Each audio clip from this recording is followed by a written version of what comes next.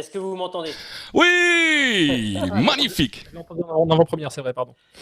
Ouais, effectivement. Alors, je vais augmenter juste un petit peu ton son sur mon logiciel et normalement, Ok. ça devrait être bon. Donc, je te posais la question, comment vas-tu? Ben ça va très très bien. Après une reconversion, c'est jamais évident quand tu arrêtes ta carrière, mais ça fait un peu maintenant presque 3 ans et tout va bien. Alors, je me suis pas trompé dans les stats. On est plutôt bon ou Je te pas? fais confiance. Franchement, je connais pas mes stats exactes.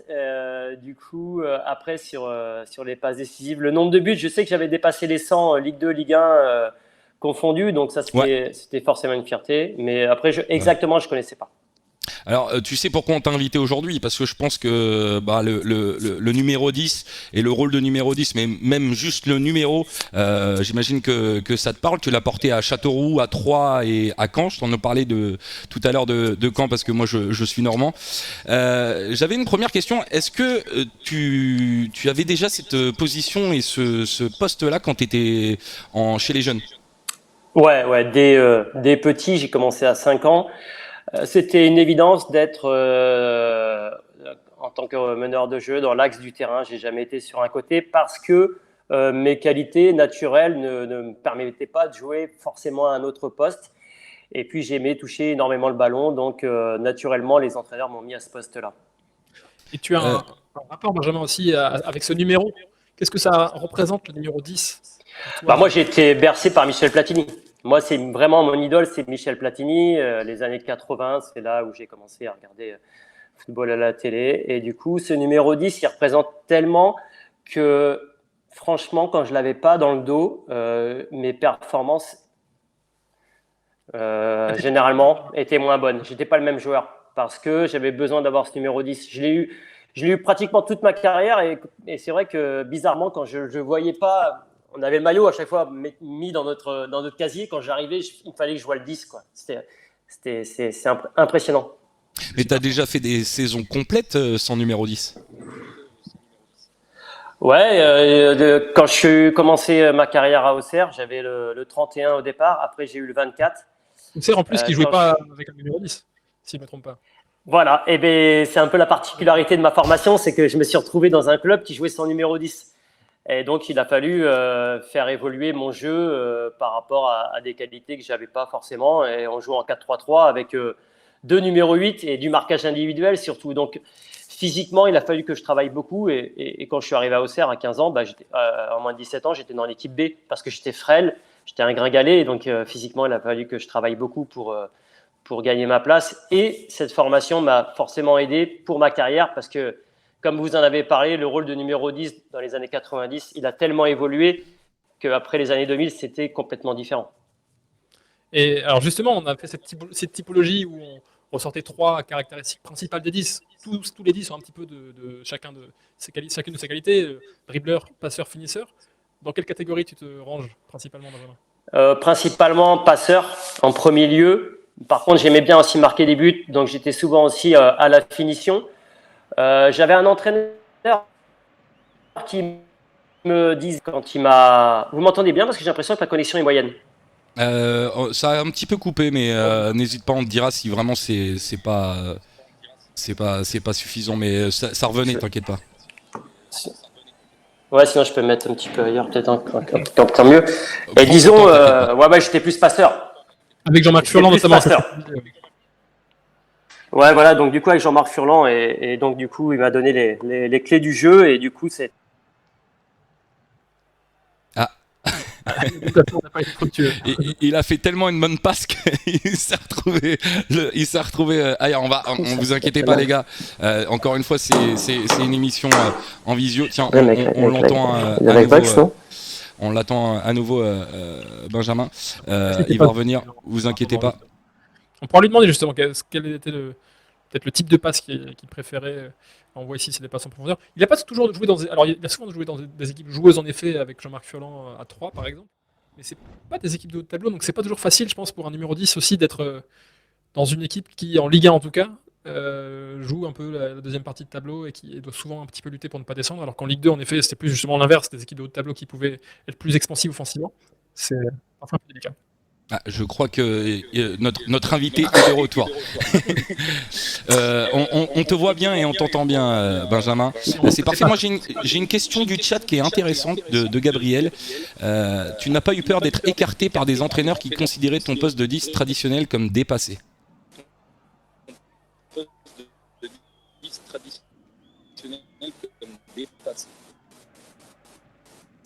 Ouais, bah, bien sûr, j'ai été écarté.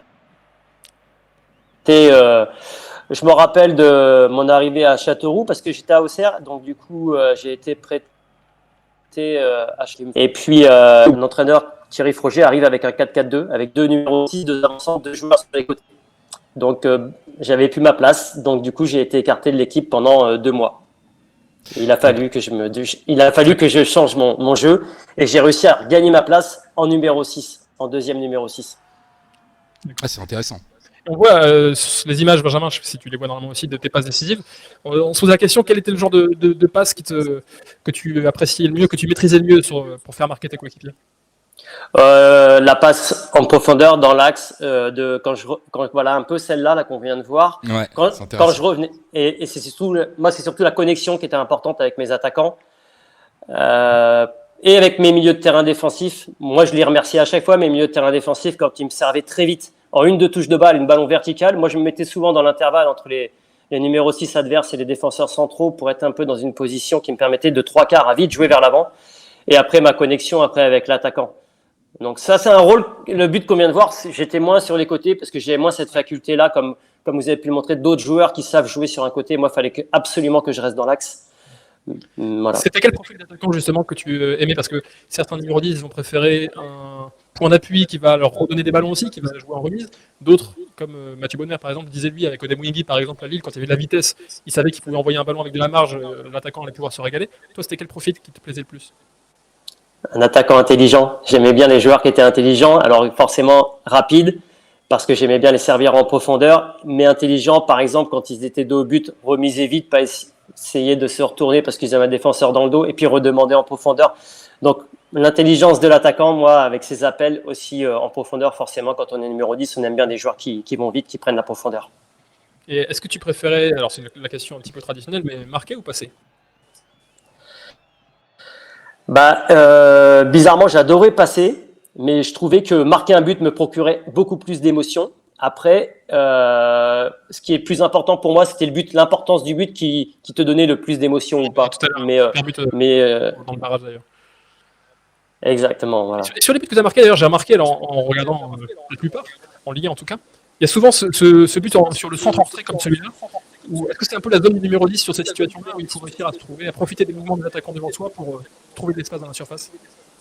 Ouais, alors ça c'était un sujet que j'avais souvent avec mon avant-centre. Je lui disais quand il y a des centres comme celui-là, va au premier poteau parce que lui il va attirer tous les défenseurs qui vont arriver sur lui. Et moi derrière en deuxième rideau, j'arrivais de derrière et pour moi j'avais beaucoup de liberté. On le voit souvent sur les actions dans tous les matchs en Ligue 1 ou en Ligue 2. Souvent ces appels qui arrivent de derrière, deuxième rideau, on est souvent seul parce que les défenseurs sont obnubilés par les appels au premier poteau. Ouais, c'est ce qu'on voit encore ici. Là, toute la défense qui est aspirée par les mouvements de tes attaquants, toi qui en profites derrière. On avait un entraîneur qui était Jean-Marc Furlan, qui était un adepte du jeu offensif, et lui qui m'a donné toutes les clés en tant que numéro 10, et c'est grâce à lui que ma carrière a changé. Elle a commencé qu'à 28 ans, parce qu'avant, c'était compliqué par rapport à mon style de jeu, j'étais vraiment un vrai numéro 10, un peu à l'ancienne, comme on a pu le dire. C'est vrai, j'étais lent, j'étais pas rapide, je pouvais pas jouer sur un toqué, je suis pas un grand dribbleur. Et Jean-Marc Furlan, grâce à lui, il adorait Alain Giresse, il adorait Michel Platini, il adorait toutes les années 80, 90. Et donc, du coup, le fait qu'il m'ait vraiment mis en numéro 10. Et lui-même, il me disait, tu fais ce que tu veux, tu es libre. Quand tu viens, on te donne le ballon. Par contre, si tu la perds, c'est toi qui dégages. Alors ça, c'est intéressant, cette liberté, parce qu'on voit quand même aujourd'hui, de plus en plus, les joueurs créatifs devoir s'inscrire dans des projets assez stricts, où on va leur donner... presque les guider vers des choix optimaux et un peu canaliser leur créativité vers un projet de jeu très précis. Toi, tu avais quand même encore cette possibilité d'être très libre sur le terrain, quoi. Ouais, puis c'est là où j'étais le meilleur, quand j'avais cette liberté. Alors, tous les entraîneurs ne me l'ont pas donné. Je parle de Jean-Marc Furlan, c'est peut-être lui qui me l'a donné le plus parce que j'avais la liberté d'aller où je voulais offensivement.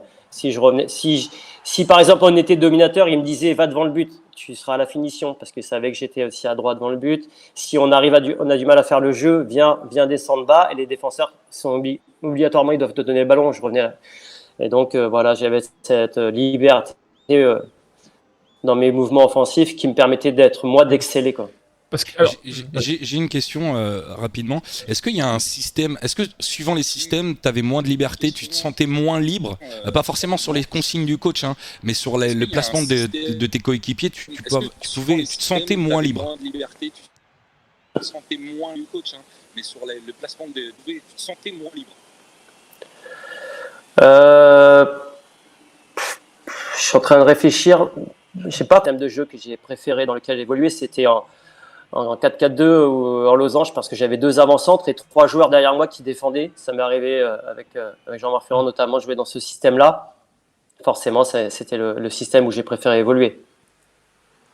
D'accord, c'est intéressant parce que du coup, oui, ça te laissait plus de liberté parce que forcément, sur le repli défensif, tu en avais peut-être un petit peu moins à faire et pourtant tu avais autant peut-être de possibilités de jouer vers l'avant, comme tu le disais, dans la profondeur, en plein axe, chercher des petites passes comme ça très très rapidement et très vite servi par tes milieux de terrain. J'ai une question complètement différente, mais quel est le club qui t'a fait une offre, ou en tout cas démontré un intérêt pour toi, le plus grand club?